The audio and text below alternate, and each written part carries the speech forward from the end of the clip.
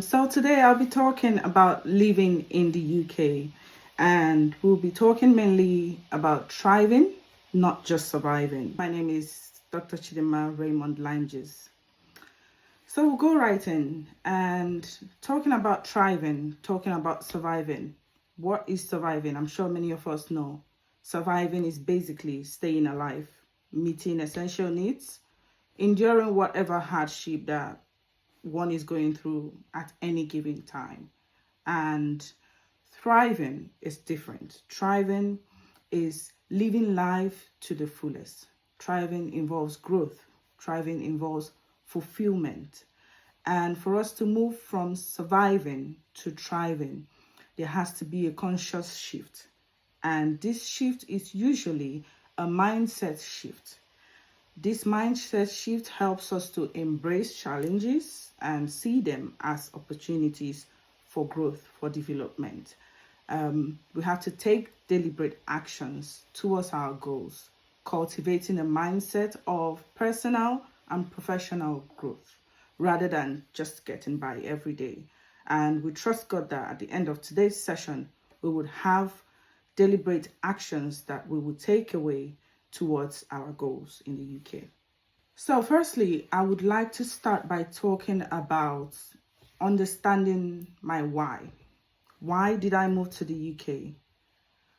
My why provides clarity, provides motivation, provides meaning.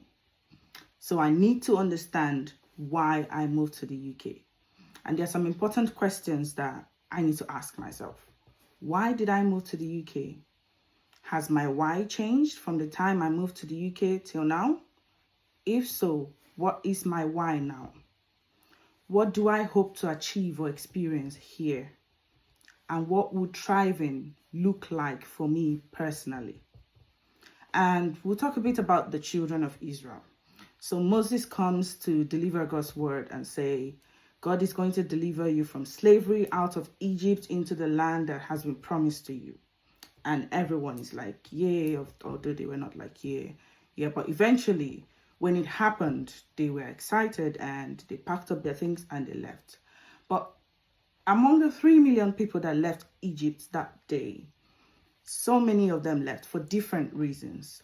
Some left because Moses said so. Some left because they knew the promise that God had given to their forefathers. Some left because someone believed what Moses said, and some left because they just wanted to get away from slavery. I don't know where we're going, but as long as it gets me away from all of this, I'm going. And they all left. By the time they got to the Red Sea, got to the wilderness, the differences in their why began to show. The complaints, and at some point they came together and said, we have to go back. We have to appoint a new leader. Someone has to take us back because we can't go any further. That is because they didn't know why they left in the first place. They thought it was going to be all rosy. And when they saw the first challenge, they said, we're going back. And now the 12 spies went to see the land. And 10 of them were like, it's a good land, very good, but we cannot take the land. We can't take the land. There are giants there. They're bigger than us. All of these things. We just can't take the land. So we have to go back. Now, there are 2 guys, Joshua and Caleb, that saw it and said, God is able to give us this land. Now, they understood why they left Egypt to go to the promised land. They knew that they left Egypt to go to the promised land because God said he was going to give them the land. So they cannot come to where they need to get the land and decide that God cannot give them the land anymore.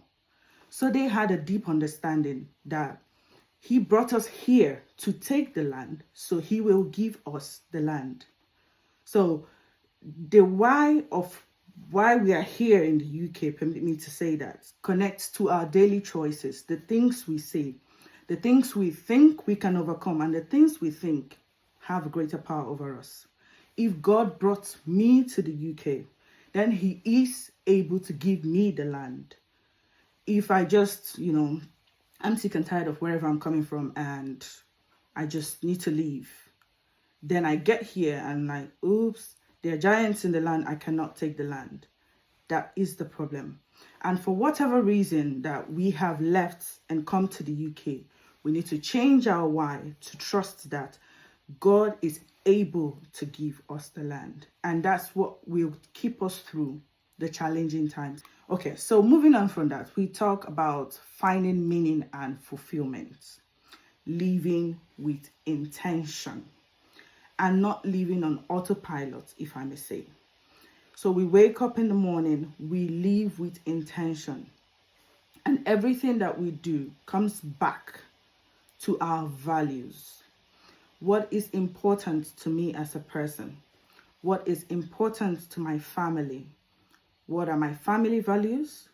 What is my growth value? Health, community, relationships, finance. What is important to me? My values would determine my everyday choices. For example, if we value, saving or investing, then it would show in our budget. If we value, just having a good time, then it will show in the things that we do in our everyday choices.